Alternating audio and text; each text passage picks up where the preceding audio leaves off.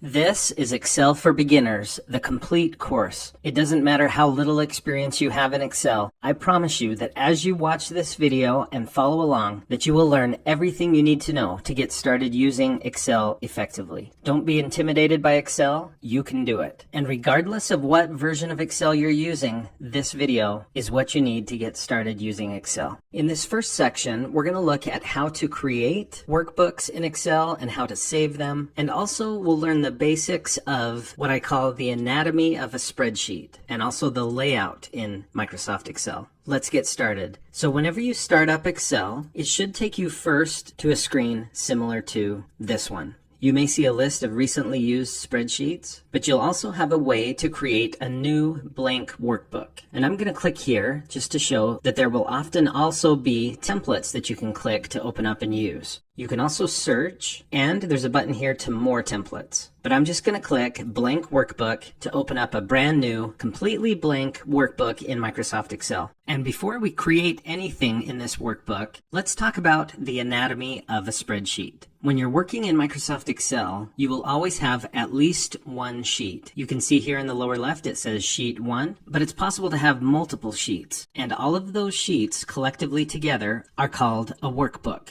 Right now my workbook just has the one spreadsheet.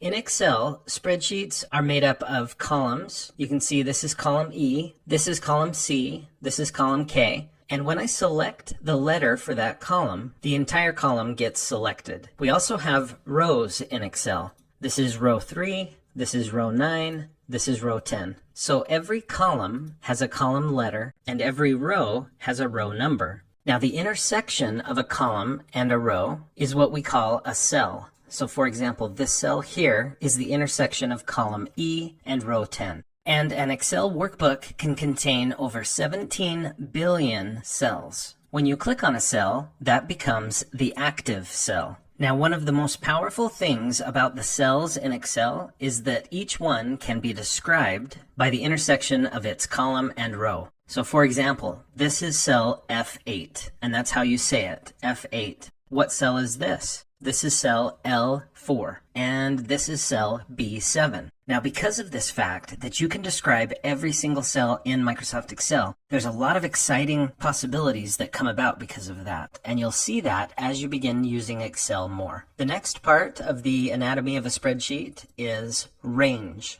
A range is a collection of cells that are generally grouped together. So I've clicked and dragged to select a group of cells in Excel. This is a range. And we can also describe every range in Microsoft Excel, once again using the column letters and the row numbers. The way you do this is you start in the upper left corner of the range and you describe that cell. So D4 through, and then you go to the lower right corner and describe that cell, J14. So the description of this range, its reference basically, is D4 through J14. And in Excel, the way you indicate through is with a colon. So D4 through J14. This is very important and will become more and more useful and important as you keep using Excel. So that is the anatomy of a spreadsheet. We have columns, we have rows, we have cells. The cell that you've selected is the active cell, and we have ranges. And all of this is done on a sheet or spreadsheet, or it's also called worksheet. You can add more worksheets by clicking this plus sign. Now I have 2 sheets, now I have 3 sheets, and the collection of all of these sheets together is what we call a workbook. Now, in addition to the anatomy of the spreadsheet, it's also important to understand the layout that we have to work with in Microsoft Excel. As you use Excel, you'll notice that there are tabs across the top of the screen. Generally, you'll start on the Home tab, but we also have the Insert tab, Page Layout tab, Data tab, etc. Whenever you click a tab, the tool buttons that you have here below change, and this part of the layout is called the ribbon. So if I click the Formulas tab, I get the Formulas ribbon. If I click the View tab, the ribbon completely changes. Now I have the View ribbon.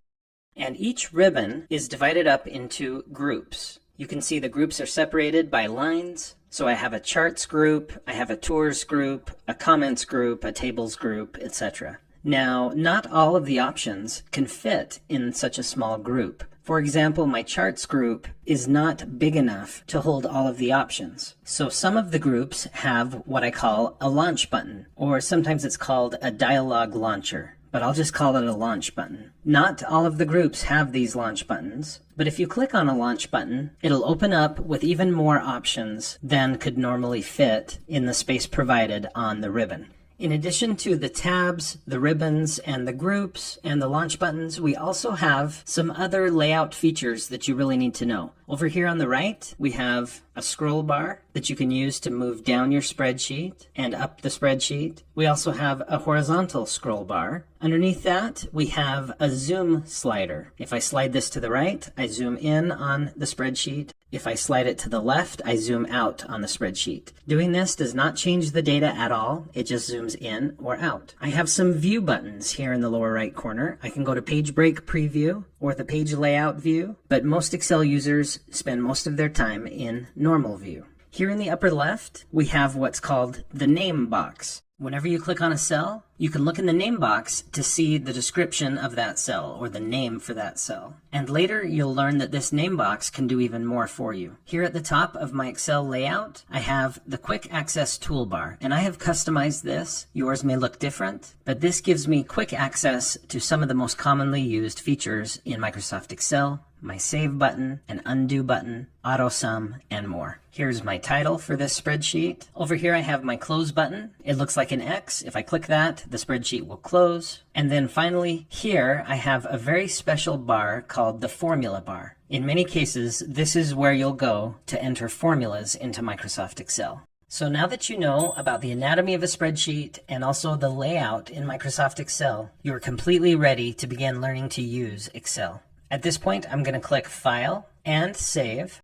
But because this is my first time saving this document, it's having me do a Save As. I need to decide where to save this Excel workbook. So I'm going to click on Browse, and I'm just going to save it in My Documents. And I'll just write a name for it: Excel for Beginners, Complete Course, and Save. It's time now for the second segment of this course, which is how to enter cell values in Microsoft Excel. And let's say I work for a small business and I've been asked to create a payroll spreadsheet for the employees. Here in column A, I'd like to have the employee ID numbers. In column B, the employee names, and then some information about their wages, the hours worked, how much they are owed, etc. And anytime in Excel, when you want to enter data into a cell, it's important to first select that cell. There's a saying that I heard once that I use over and over, which is select to affect. If I want to affect this spreadsheet, if I want to affect the data in the spreadsheet, first I have to select something.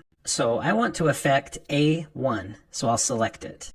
Just by clicking on it once, I can now affect it by typing. So let's say the employee ID number for employee 1 is simply 1. I type the number 1 and that data appears in the cell, but it's not truly entered in the cell until I tap Enter or Return on the keyboard. Now the data is inside that cell. Notice when I tapped Enter, the active cell moved down 1, and that's great because that's where I want to type the next number: 2, Enter, 3, Enter, 4, Enter, and I could just continue to do this down the spreadsheet. But that is kind of a repetitive task, and Excel has a built-in feature to make it so it's not so repetitive. There's something called the fill handle, or the autofill handle in Microsoft Excel. And the way it works is that it's been set up to identify patterns and then to extend those patterns. So I want to show Excel the pattern that is developing here. The pattern is adding 1 to the previous number. So 1, 2, 3, 4. The pattern is clear. I'm just adding 1.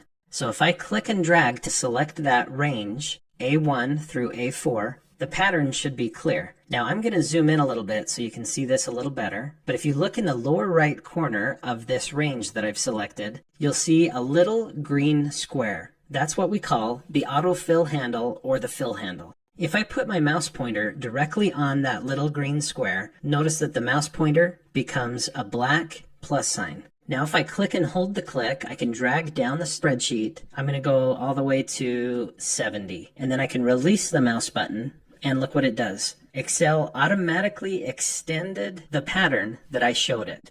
Next, I'm going to click on cell B1 because I want to affect that cell. And I'll type the name of the first employee. And then I'll tap Enter. And again, the active cell moves down the spreadsheet. I can type the next employee name, and I'm just going to use first names so that this goes faster, and the third name. Now you'll notice I misspelled one of the names. This is supposed to be James, not Jams. So this gives me the opportunity to teach you a very important concept in Microsoft Excel, and that is the difference between clicking on a cell and clicking in a cell. When you click on a cell once, the whole cell is selected. So if I click on Jams and I try to fix this so that it says James, the first letter I type will erase whatever the contents of that cell already is. So that's what happens when you click on a cell and type. It erases everything that's already there. Well, what if I've got 5 or 6 words in this cell and only one word is misspelled? I don't want to have to retype all of it. So instead of clicking on the cell, I'm going to double click on the cell,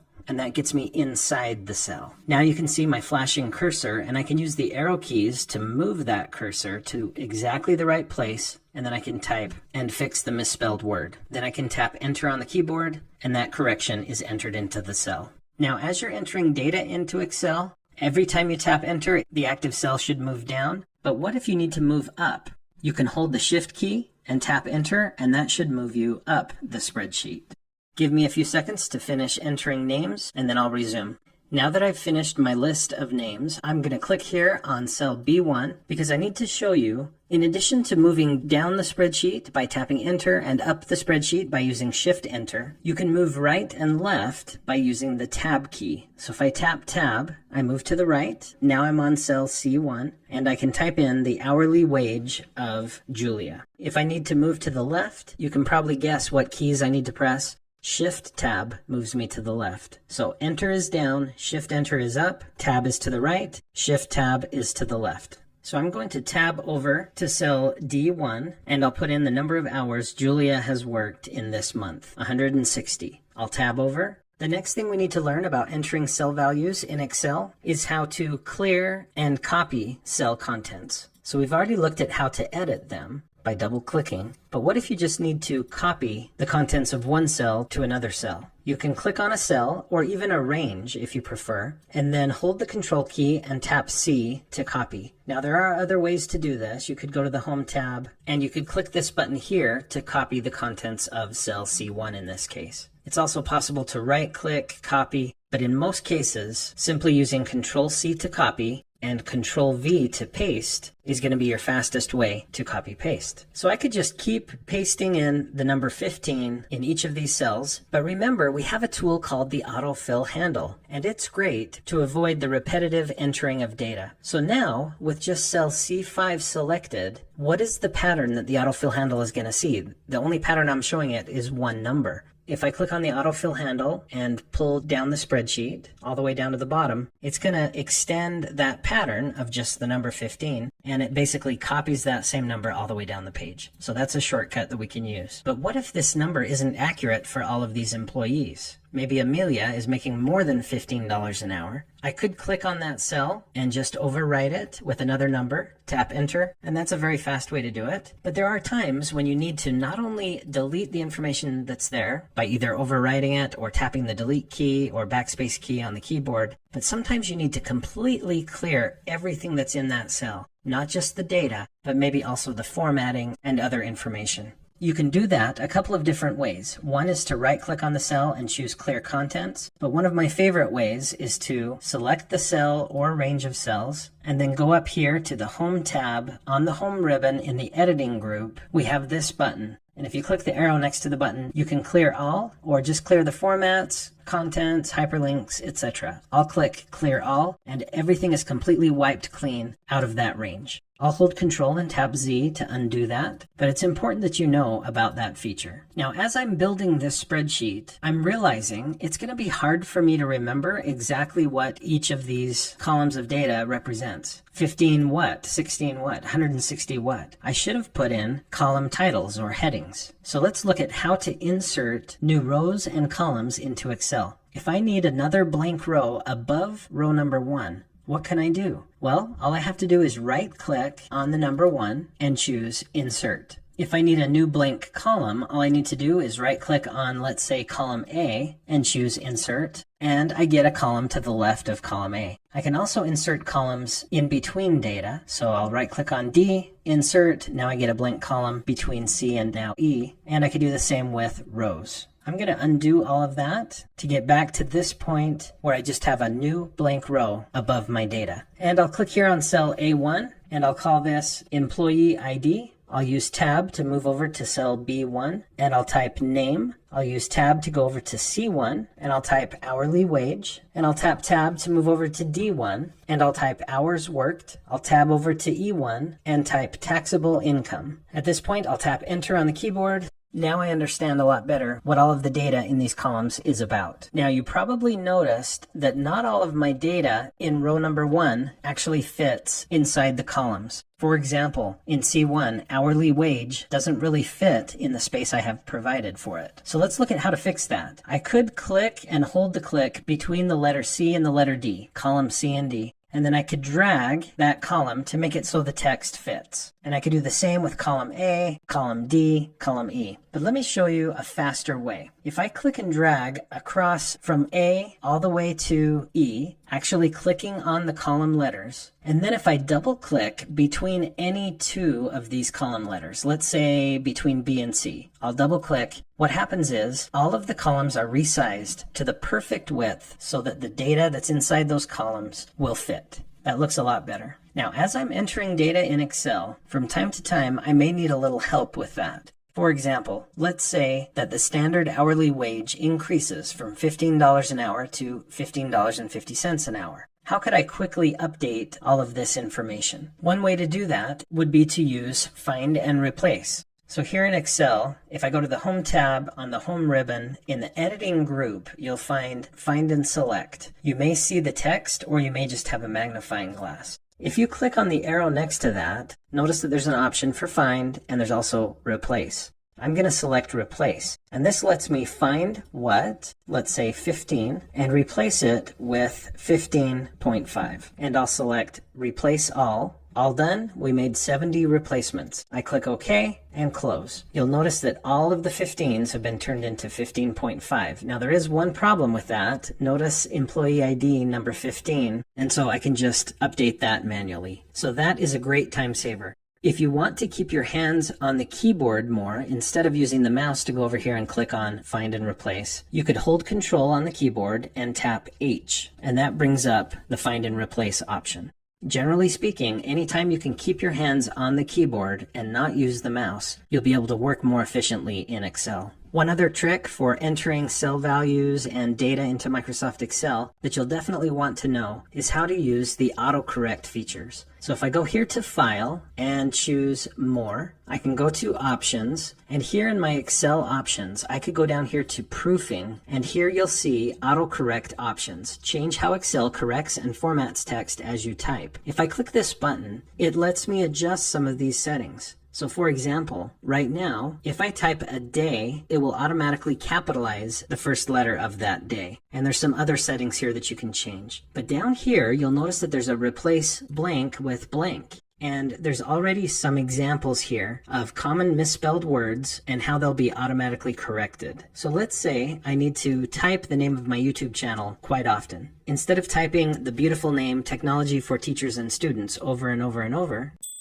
what I could do is I could just type T4TAS, and then I'll tab over, and this will make it so that I can type T4TAS, and it will automatically be replaced with the most descriptive and catchy name in the history of YouTube channels. I'll click Add, click OK. Let's try it out. I'll click OK again. So now if I click on a cell and type T4TAS, tap Enter, it's automatically auto-corrected to be the full name of my YouTube channel. I'm going to undo that, but definitely think about the autocorrect features in Microsoft Excel and adjust them to your advantage. I've now updated some of these hourly wages, and I've put in all of the hours worked for each employee. One last thing I want to show you about entering values and managing the data that you put into Excel is I want to show you how to move the contents of cells. We've already looked at how to copy paste by clicking on a cell or range, Control C to copy, Control V to paste. You could also do a cut paste, Control X to cut, Control V to paste, and that essentially moves the data from one cell to another. But another way to do the same thing is just to click on a cell and then put your mouse on the very edge of that cell, any of the edges. You'll see that the mouse pointer becomes a cross with arrows coming out the ends. At that point, you can click and hold the click and then drag the contents of that cell anywhere you want it to go and then release the mouse button. I'm going to undo that with Control Z. I just want you to see that you can do the same thing with a range. Now that I've selected the range, I go to the very edge of that range, click and hold the click, and then drag the data where I want it to be, release the mouse button, and the data has been moved. Again, Control Z to put it back. With that, we're now ready for the third segment of Excel for Beginners Complete Course. In this segment, we're going to focus on formulas. I would like to calculate the total taxable income for each employee. And for that, I need to multiply each employee's wage by how many hours they worked. So I could do that in my head, or I could use a calculator and then just put in the information here. But that is exactly one of the things that Excel does best. Excel is a spreadsheet tool, yes, but it's also a calculator. It has built in pretty much all of the calculator functions and operators that you would need. So here on cell E2, I'm going to create my first formula. In Excel, whenever you're creating a formula, you need to start by typing equals. When I first started using Excel, this was confusing to me until I thought about algebra. In my Algebra 1 class that I took, I remember learning about variables. And there would be formulas like x equals, and then it would be y plus 10 divided by 3 or whatever. That's basically what we're doing here. So whenever I type equals, before I type it, I think E2, and then I type equals. So cell E2 equals whatever comes next. And here I could just type in 13.9 and then I could put in multiplied by or times. And in Excel we use an asterisk for multiply. So 13.9 multiplied by 158. And then I can type enter on the keyboard, and that is the taxable income for Julia. So that's one way to do a formula in Excel. You can type in the numbers, you can use plus signs, minus signs, asterisks for multiply, / for divide, and then just tap enter and that formula will be executed. But there's another way to do the same thing, and it's a better way. Again, I need to start by clicking on the cell and then typing equals. But this time, instead of typing in the numbers, I'm going to type in the cell references. If you remember, in Excel, we can describe every cell in this spreadsheet. We can name it, basically. And remember, we do have this name box in the upper left corner to help us with that. So equals, and I'm going to name or describe this cell. So that would be C2. So I'll just type in C2 asterisk for multiplied by D2. And I'll type in D2. Now you'll notice, as I typed in those cell references, Excel highlighted them in different colors, so I can see exactly what I'm about to do. Now I'll tap enter on the keyboard, and I get the same result, but this time it's a little better. The reason why it's better is because this formula now is dynamic. If I change the contents of one of these cells, let's say it's a mistake, Julia doesn't really have a wage of 13.9, it's more like 14.25. I can tap enter and look at the taxable income, it's going to change. So this is a superior way to create a formula in Excel. There is one other method that I want you to be aware of. I could type equals, and then instead of typing the cell references, C3 asterisk D3, I could just click on the cell. So C3 asterisk, and then click on D3. Tap enter, and my formula produces results. Now it looks like the contents of cell E2 and cell E3 are simple numbers. It looks like the contents of E2 is 2,251.5 and the contents of E3, 2,480. But that's not actually true. If I double click on E2, you can see that the contents of that cell is just a formula. What about E3? Double click, the contents of that cell is a formula. So we see the results of the formula, but what actually is in the cell is a formula. And let's talk about the type of formula that we have. In both cases, these are relative cell references. What that means is, when I say C3 multiplied by D3, what Excel is interpreting that as being is just to multiply whatever is in two cells to the left, multiply that by whatever is in one cell to the left. So watch what happens now when I use the the autofill handle. If you remember, the autofill handle lets me extend a pattern. If there is no pattern, what it does is it copies the contents of a cell. So I'm going to use the autofill handle, and I could click and drag all the way down the spreadsheet like I have in the past, but I want you to see a shortcut. If you have a table basically of data that's all together, instead of clicking and dragging on the autofill handle, it is faster just to double click on the autofill handle and it automatically extends down the page. So look at that. Because I use the autofill handle, I don't have to keep creating formula after formula after formula. My formula was copied and extended down the spreadsheet because I used the autofill handle. Now, how come that worked? The reason it worked is because of what I said a minute ago. Excel is interpreting these cell references as being relative, not absolute. So C3, Excel just interprets that as 2 cells to the left. D3, 1 cell to the left. Multiply the two together, you get a result. So down here, when I copied that formula down using the autofill handle, it just adjusted those cell references. It's still 2 cells to the left multiplied by 1 cell to the left. It's no longer bothering with C3 and D3. It's moved on to C4 times D4. What about down here? Double click, C7 multiplied by D7. The reason this works is because these are relative cell references. Now, what if I wanted to calculate the amount of taxes to be paid? Now, I understand this isn't how it's normally done, but let's pretend. And let's say the tax rate is 7%. And I'm going to enter this as a decimal, 0.07, and I tap enter. Let's use a formula now to calculate the taxes to be paid. I'll click here on cell F2, and in my head, I'll say to myself, cell F2, and then I type equals the taxable income of Julia in this case, multiplied by the tax rate, H1. I'll tap enter on the keyboard and you can see the results. This worked beautifully. But what happens when I use the autofill handle and double click to extend that down the page? It didn't work.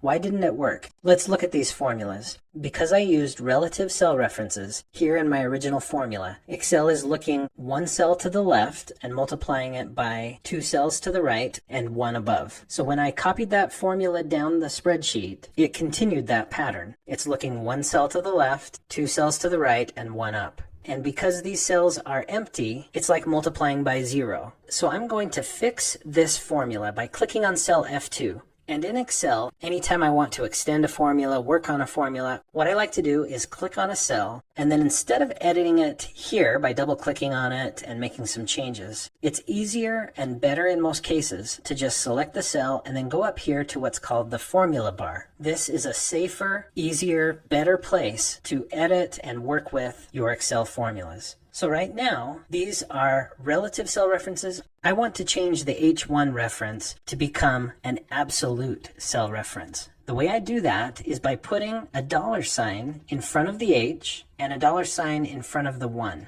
and then tap enter on the keyboard. And what those $signs do is they force Excel, whenever this formula is copied or used, to always refer exactly to column H and to row 1. So that part of the formula, no matter how far down the spreadsheet I copy it, it will remain fixed on cell H1. Let's try it now. I'll double click on the autofill handle. It copies down the page.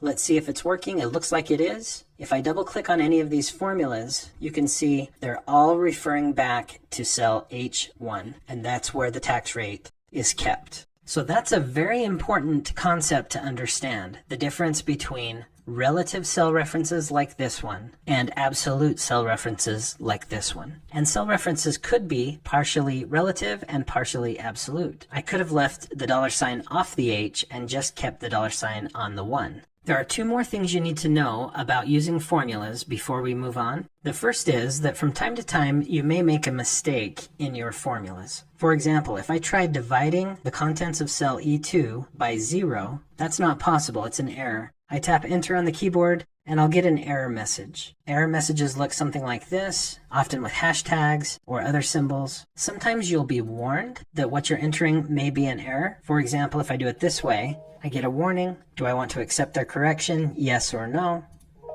And so if you see things like this, That's okay. This is Excel trying to warn me that I've created something that is producing an error, and in most cases, I'll go to the formula bar to fix that error. And finally, it's important to know that you can change the name of a cell and also the name of a range. So for example, I could click here on F2 and drag all the way down the spreadsheet, and then I could go here to the name box, and I could click and I could change the name that's in that box to be something like taxes owed. And I'm not going to put in any spaces there. I'll tap enter on the keyboard, and now that range has its own special name. If I forget what I named that range, I can always click here on this drop down arrow and it tells me taxes owed. Now, why would that be important? You'll learn that later, but let me give you a quick preview. In my formula, instead of referring just to a cell, like E3, I could refer to a named cell or a named range. So I could type in taxes owed and then continue my formula. So taxes owed plus 1. Tap enter, and it's added 1 to each of those cells. Now that's not a great example. Like I said, you'll learn later on in this video and in other videos I've created, how you can use those named ranges in some exciting ways. In this next segment of Excel for Beginners, the complete course, we're going to focus on functions. And many users of Excel constantly confuse formulas and functions. You'll even find those mistakes in other videos on YouTube. But there's a definite difference between the term function and formula in Excel. And the first function that I want to teach you is sum. Let's say I want to add up all of the hours worked and all of the taxable income to be paid to the employees. I could just browse down the sheet here to the bottom of the data. Column D has the hours worked, and I'll click here in D72 and type equals. Again, thinking in my head, D72 equals, and then I'll use my first function, sum. Now, as soon as I start typing a word in that cell, Microsoft Excel searches its database of functions and tries to find the function that I might be looking for. And there it is, it's sum. So Excel is suggesting to me that that might be the one to use. It tells me what it does. It adds all of the numbers in a range of cells. Perfect, that's exactly what I want. But it's possible that I might want this, sum if, or sum ifs, sum product. There's all of these different functions that deal with sums. And some of these are amazing. You definitely need to watch my other tutorials on sum if and sum ifs. Sum product is also great. But in this case, all I want to do is add up all the numbers in a range of cells. So equals sum. And when you use a function in Excel, after typing the function, you put in a left parenthesis. As soon as I do that, Excel gives me a pop-up with some suggestions. It's trying to help me and guide me in writing a good formula using this sum function. So Excel is expecting to have a number and then a comma and another number. So I could put in a number and then another number to be added together.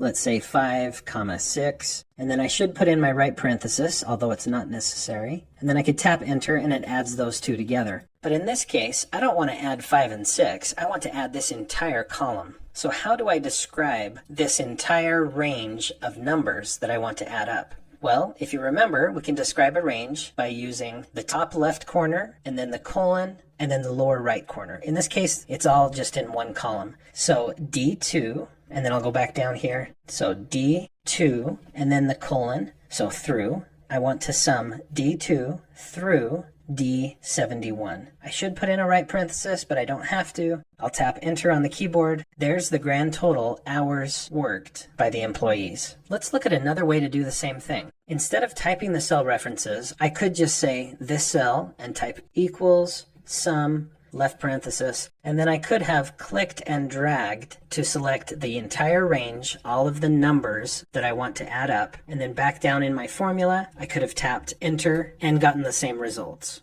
Now, because the sum function is so common in Microsoft Excel, they've added what's called the AutoSum function. So instead of even typing that formula at all, I can just select the cell beneath the data that I want to sum up, and then I simply go here to the Home tab, Home ribbon. In the Editing group, this symbol stands for AutoSum. So I'll click that, and Excel automatically figured out what I want to add up, D2 through D71. Tap Enter, and it's done. So in many cases, AutoSum is the fastest, best way to do that. At this point, I probably should type something here like totals, colon, and maybe I could click on it and go to the Home tab, font group, and make it bold. Maybe I go to the alignment group and change it to be aligned right. And now I could do the same formula, AutoSum, for taxable income. Or instead of redoing the formula, I'll just click on D72 and I'll use the autofill handle to scoot that over and the formula adjusted. Because these are relative cell references, they don't have dollar signs. When I autofilled it over to the right, those cell references adjusted and it worked beautifully. In addition to the sum function, there are some other functions that are pretty common and important. For example, we can calculate the average. Let's do that. With cell D73 selected, I'll type equals, this cell equals average, and you can see that I do get similar helps as I did with sum. Excel explains what this is. It also can tell me about these other average functions, but I'll stick with the generic average. Now that I've put in a function, I need to put the left parenthesis, and I'll put in my range, D2 through D71. Tap enter on the keyboard. There is the average number of hours worked by this group of employees in the last month. I can autofill that to the right, and there we have the average taxable income. Now, if you remember, we set up a named range for the data here in taxes to be paid. Let's look at how named ranges work with formulas and functions. So here on F72, I'm going to say to myself, F72 equals the sum of, and I'll put in a left parenthesis. It's looking for a number. I'm just going to type in taxes owed, and then I'll put in my right parenthesis. And notice Excel recognizes taxes owed. Oh, you want to add up all of the taxes owed. And Excel knows what that means because I named that range. So now when I tap enter, it just automatically sums up everything in the taxes owed range. I can do the same thing with average. So F72 equals average, left parenthesis, taxes owed. Tap enter, and it figures it out. Let's look at three other important and common functions in Microsoft Excel. We're going to calculate the highest hours worked, the lowest, and then also we're going to count the number of employees. So here, I'll type highest, lowest, and number of employees. Okay, how am I going to figure this out? If I want to know what the highest amount of hours worked was out of all of these employees, and I also want to know the highest taxable income of all of these employees, there's got to be a good way to do that in Excel that's easier than just scanning and looking for the highest number. Fortunately, there is. There's a function called max. So in my head, I'll think D74 equals max, left parenthesis, and then I just need to describe the range of cells to look in. I want to find the highest number, the max number in this range, D2 through D71. I should put in my right parenthesis, but I don't have to. Tap enter, and the highest number of hours worked in this month by this group of employees is 208. I can autofill that over to the right, and I'll just go to both columns now, to the right, and now we know the highest taxable income amount and the highest amount of taxes due. Let's do the same with lowest. I think to myself, cell D75 equals, instead of max, I'm going to put min. And you can see Excel's giving me hints, giving me suggestions. Min returns the smallest number in a set of values. It ignores logical values and text. So equals min, left parenthesis, D2 through D71. Tap enter, and there's the lowest amount of hours worked. I use the autofill handle to extend it over to these other columns of data. Our last common function that I'm going to show at this point in the video is count. I want to count the total number of employees. Now you might be saying, don't we already have that? Yes, we do. It's right here. But in some cases, you don't have that, or you want to count different parts of a spreadsheet. So it's important to know this. In my head, I think D76 is equal to count. And there are different types of counts. Count A, count if, count ifs. Definitely watch my other videos on those different functions. But for now, just count. And you can see what it does. It counts the number of cells in a range that contain numbers. So left parenthesis, once again, D2 through D71, right parenthesis, tap enter, and it counts up 70 different cells in that range that have numbers. If I wanted to, I could autofill this over, but it's just going to give me 70 again. So those are the 5 or 6 most commonly used functions in Microsoft Excel. If you want to learn more functions in Excel, check out my other videos. I have lots and lots of different functions that I show in those other tutorials, and there's more to come in the future. In this next segment, we're going to focus on how to modify the formatting in the spreadsheet, including how to format numbers and text. We'll also look at formatting cells, rows, and columns, and a couple of tricks that will help you do your formatting more effectively. We're going to format some of these numbers. Notice that it's hard to tell the difference between money, dollars in this case, taxable income, and just regular hours worked. They all just look like numbers. So let's change the formatting so it's obvious what we're dealing with. To do this, I'm going to click on column C. It's going to select the entire column. And then here on the Home tab, Home ribbon, in the number group, I can change the formatting. Right now it's just general formatting. That's the default. But if I click on this arrow, I can change this to be currency. Now you can clearly tell the difference between the data in column C and the data in column D. Now there are times when instead of using currency as the number format, you might want to use accounting. Let's look at the difference. When I click on accounting, I still get the dollar sign, I still get commas and decimals for the cents, but the dollar sign is separated from the numbers. I think it just makes it a little easier to see the numbers without getting confused by the dollar sign. So those are two different ways to indicate that we're dealing with money in these columns. Same with this one here. I'll switch that also to accounting.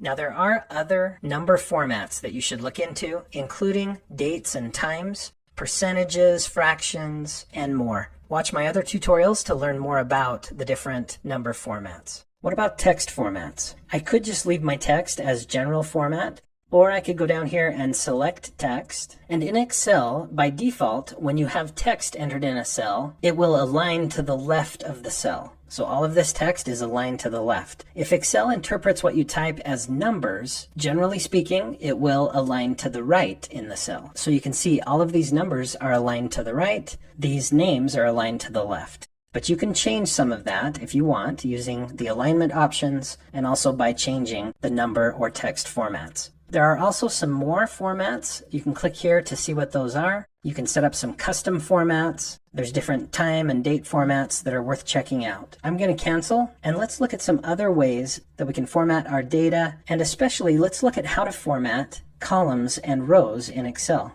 Let's say I want to format this entire first row so that everything in that row is bolded. I think that's a good idea in this case because I'd really like to set apart that row so that people can tell it's not really part of the actual data. These are column titles or labels. So having selected row 1, I'm going to click on the Home tab, Home ribbon. In the font group, I'll just click on this bold symbol. Now that entire row is bolded. And if I were to go to, let's say, cell I1, and if I type something there, you can see that it comes in bold, formatted just like the rest of this row.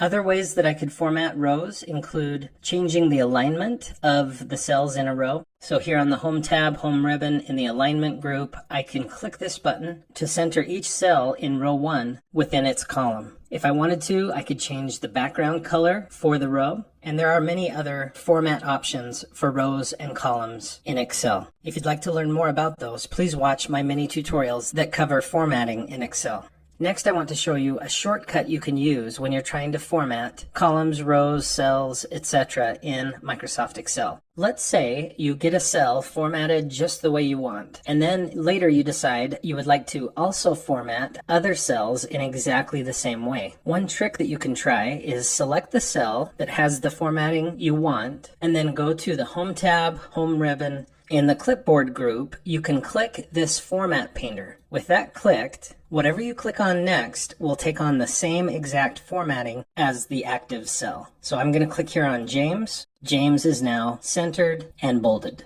Now if I click on Freddie, it doesn't work because the format painter now is deselected. If you want to be able to click multiple times and apply the same formatting, all you have to do is, again, select the cell that has the formatting you want, and then double click on the format painter. And now you can click, click, click, just continue to click and add the new formatting to the cells. You can also apply the formatting to a whole range. I'm going to undo all of that with Control Z. One other formatting trick that you might want to know is you can use what's called auto format. But first, you need to add it here to the Quick Access toolbar. To do this, just click up here on the Customize Quick Access toolbar button and go down to More Commands. And then here you can switch from popular commands to all commands, and then just browse down until you find auto format. There it is. So with it selected, I can click add, and now it will be added to the quick access toolbar. I click OK, and here it is. To use the auto format tool, all I need to do is click somewhere in my data and then go up here and click auto format. I can browse through the options for the different formats. If I find one that I like, I can just click on it, click OK, and that format is added to this spreadsheet.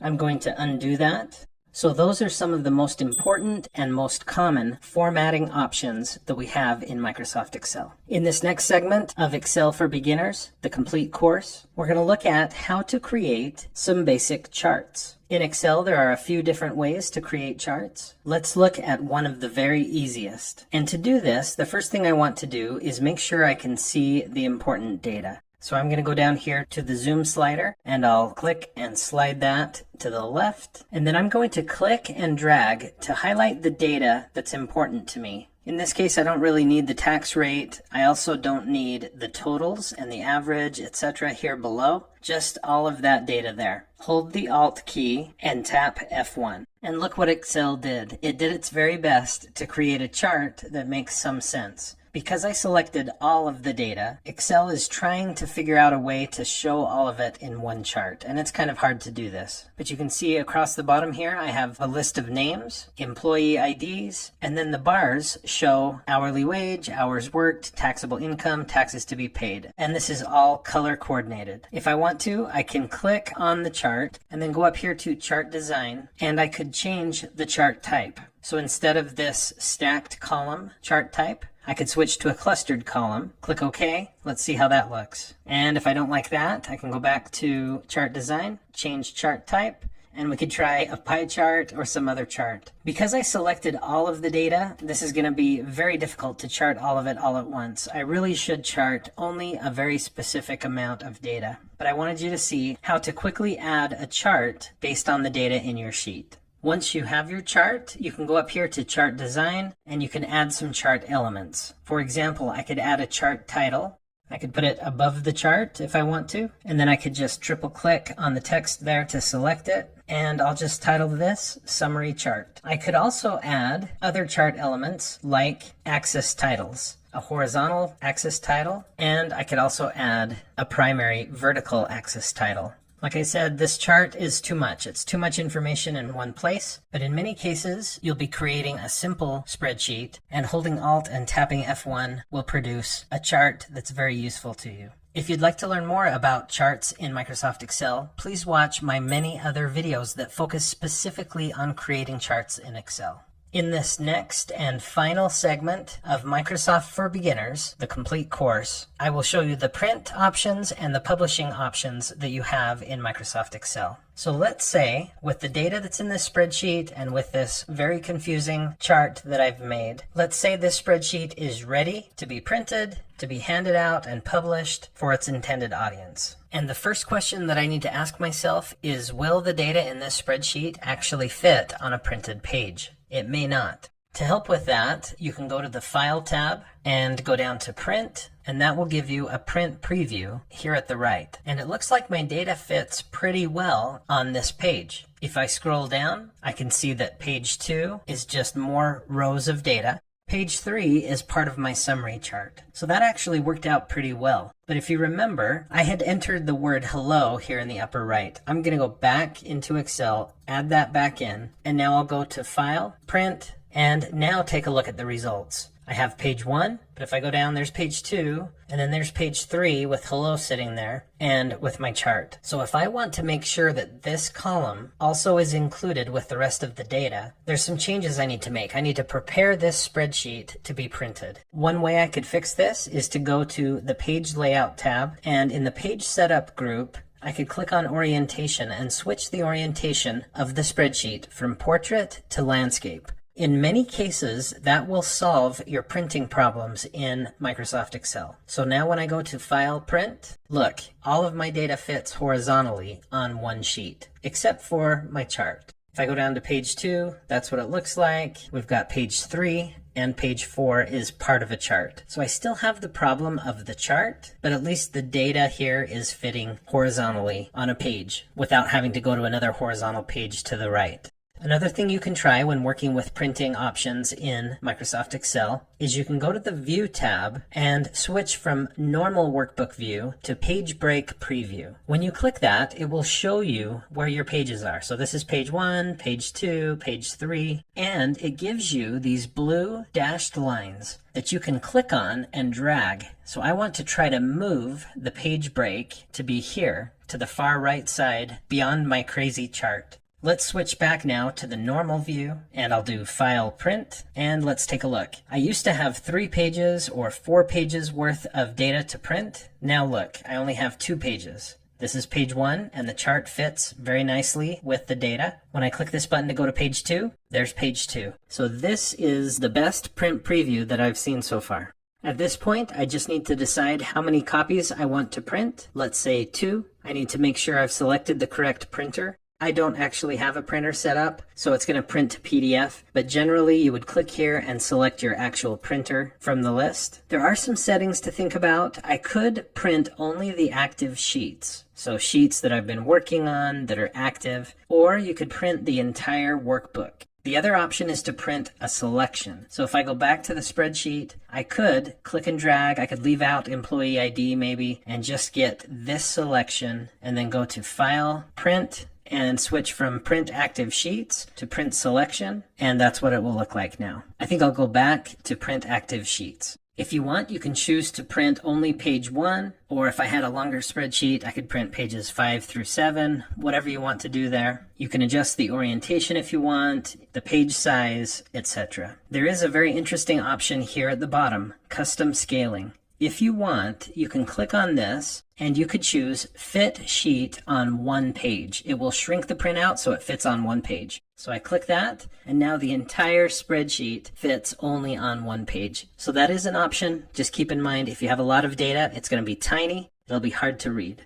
Okay, at this point, I'm going to click Print. Now remember, I have no printer, so it's going to be printing to a PDF. And this is a good option, whether you have a printer or not. If you want to turn what you see here into a PDF that you could email to people, you could publish it to the web, you could include it as an attachment in an email to someone, this is a really good option. So I'll click Print, and it asks me, where do I want to save this PDF? I'll save it to my Downloads folder, and I'll give it a file name and click Save. Now if I look in my Downloads folder, here it is.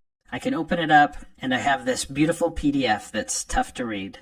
So those are the basics of printing documents in Microsoft Excel. And you can use the Save as PDF to publish your document to the web if you'd like. Other ways you can publish your document include clicking this Share button in the upper right. I might want to upload my document to OneDrive.